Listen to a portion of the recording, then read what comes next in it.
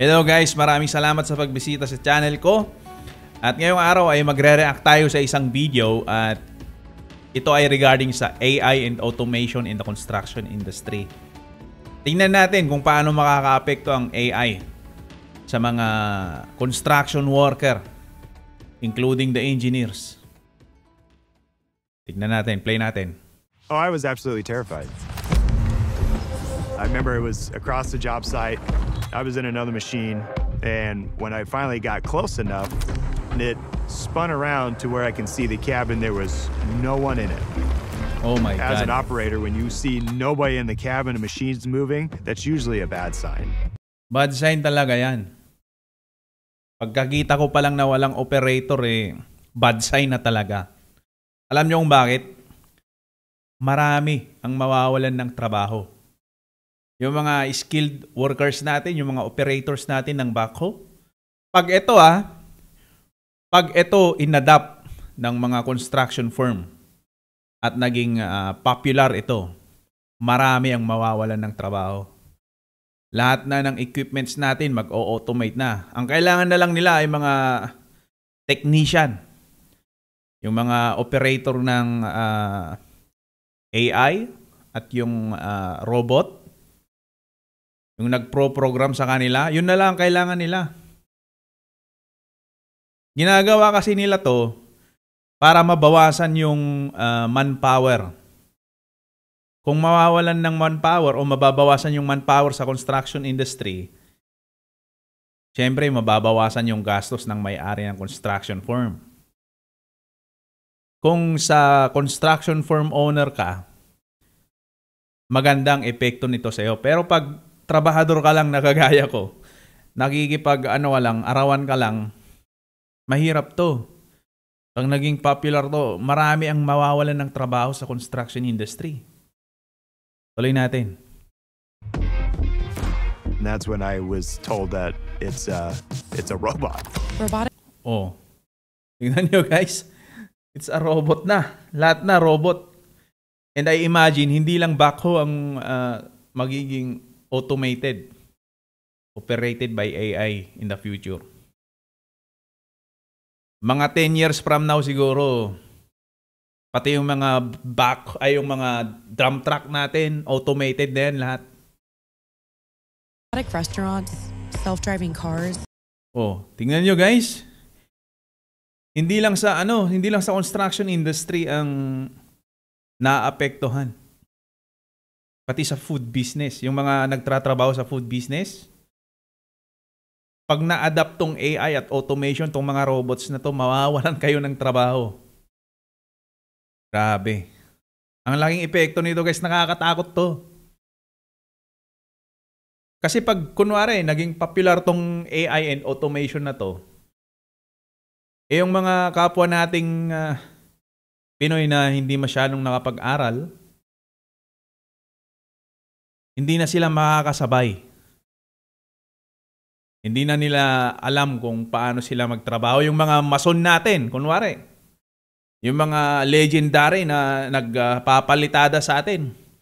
Alam nyo guys, meron na akong nakita yung mga plastering machine. Umaangat na lang na ganun yung machine. Tapos yung wall, maplaplasteran na agad. Operator na lang ang kailangan, yung technician. Wala na tayong parang wala na tayong lugar in the future. Mga kaibigan, wala na tayong lugar in the future. So advice ko siguro sa inyo, hanggang maaga pa, pag-aralan nyo na yung mga ganitong klaseng sistema. Kaya nga ako, hindi na ako nag-a-advise na mag-aral ka na ng engineering. Ang ina-advise ko na, mag-aral ka ng computer engineering. Ganon. Software engineer, IT. Sumabay ka sa panahon. Dominante na ang AI and automation sa mundo, guys. Nakakatakot na. Wala nang papel. Puro digital na lahat. Puro touchscreen ng ganyan. Wala nang nagsusulat sa ballpen. Maybe 10 years from now, wala nang ballpen at papel. Kakatakot. At-home drone deliveries. Oh. Grabe. Pati yung delivery. Pati yung sa delivery business naman. Mawawala na ng trabaho yung mga Grab driver natin, yung mga Food Panda driver natin. Drone na lahat ang magdi-deliver ng pagkain natin. Ibang klase na talaga ang progress or yung technology ng mundo, no? Kaya kung minsan meron ding negative side ang progress. Nakakalimutan na natin na tao tayo. Parang hindi naman sa ganun. Parang nababawasan na yung natin, the human side. Lahat na lang robot, automated. Grabe. Nakakatakot to, AI. Artificial intelligence and robotics are beginning to change the way we move, the way we live. Yes. Tama. Actually ngayon, nag-uumpisa pa lang tong AI na to eh. Ito pa pala yung mga graphic artist natin. Yung mga gumagawa ng logo, ganon. For example, napakadali nang gumawa ng logo ngayon. Yung mga characters na drawing ng mga graphic designers natin, napakadali nang gawin ngayon. AI na lahat. Pati nga yung sa reporting AI na din gumagawa sa atin ChatGPT. Pati yung sa sa online school.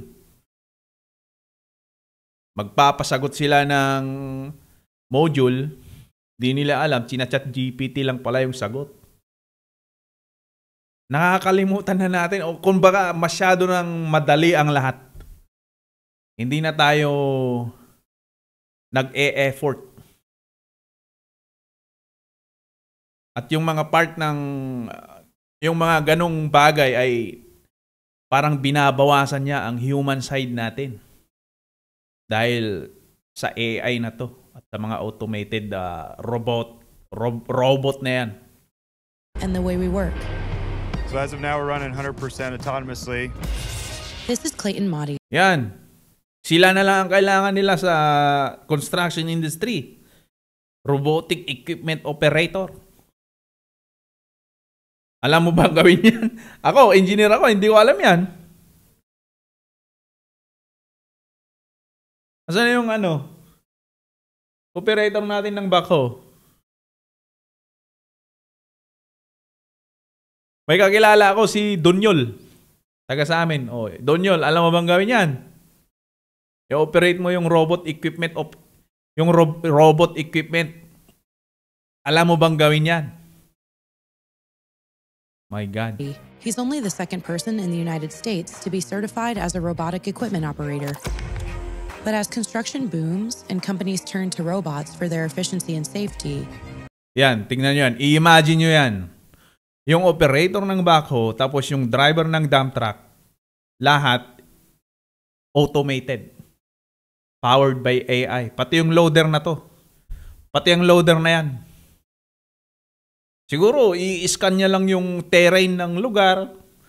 Yung soil profile, mai-scan din siguro. Tapos, ma-automate na lahat yung galaw nila dyan sa site na yan. Matatapos na lang yung trabaho. Ganon kabilis. Pati logistics. Napakadali sigurong maplano yan. Mabilis matrabaho. The demand for people with Clayton's training will only increase. Tama. Kasi, kung ako, may-ari ako ng construction firm, ang laki ng gastos ko sa tao. Magkano na ba yung sa minimum wage natin sa Pilipinas? Yung skilled worker, alam ko nasa 800 ata. Yung mga laborer, nasa 650 na ata ngayon. Ang mahal na. Pag ako may-ari ng construction firm, pwede yung palitan lahat yan ng robot. Gagawin ko yan. Mag-i-invest lang ako ng malaki. Pero in the long run, mas makakatipid ako. Pero, Yun pa rin eh, parang nawawalan na sa atin yung pagiging tao natin. Ang weird, di ba? Ang hirap i-explain. Pero naiintindihan nyo naman, di ba? Nawawalan na sa atin yung pagiging tao natin.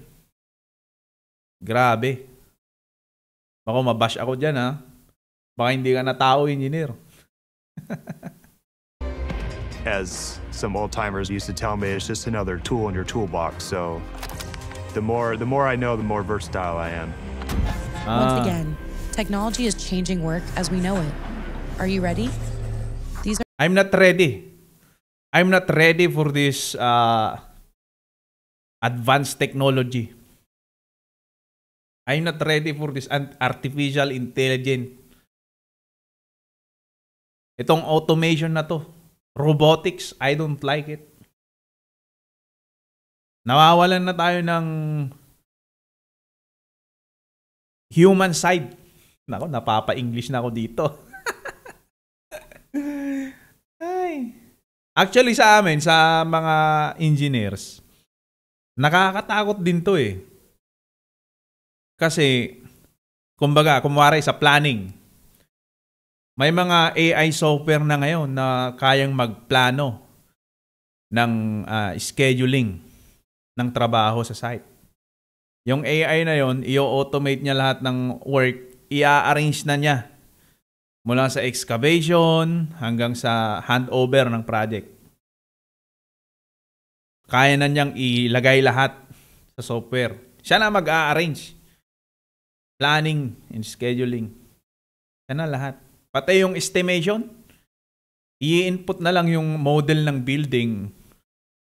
Siya na lahat. Yung mga QS natin dyan, baka mawalan na rin kayo ng trabaho. Alam mo, ang kailangan lang nila siguro pag after 10 years from now, yung mga BIM na engineer na yan. Imo-model na lang nila yung building tapos i-input sa software. Ibibigay na lahat ng quantity ng bakal, semento, lahat-lahat na. Wala na. Hindi na tayo kailangan. Wala nang manual. So ayun po, no, ang hirap isipin na mapapalitan na tayo ng robot. Maybe 50 years from now, automated na lahat, pati sasakyan. At actually, meron na nga yung mga sasakyan na walang manibela eh. May nakita ako video sa China. Walang manibela. Lahat automated na. Itong mga bagay na to, nakakatakot guys.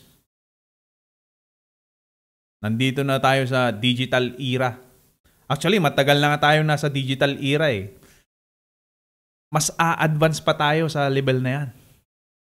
At yun na ang nakakatakot. Lahat-lahat na. AI na. Automation na. So, i-comment nyo sa baba guys kung ano ang idea nyo about sa AI na to. Pabor ba kayo sa AI na to o dapat itigil na to? Kung pwede lang sanang itigil na yan eh. Gusto ko personally, itigil na sana tong AI na to. Masyadong madali ang lahat ng bagay. Ayaw ko ng ganun. Pakiramdam ko, nawawalan na ako ng pagkatao. Yun. Maraming salamat guys sa panonood. Sana may natutunan kayo sa akin. Pero kung gusto nyong i-share ang knowledge nyo, edi mag-comment kayo sa baba at pa-subscribe na rin sa atin, sa ating channel. Then, see you in the next video. Maraming salamat guys!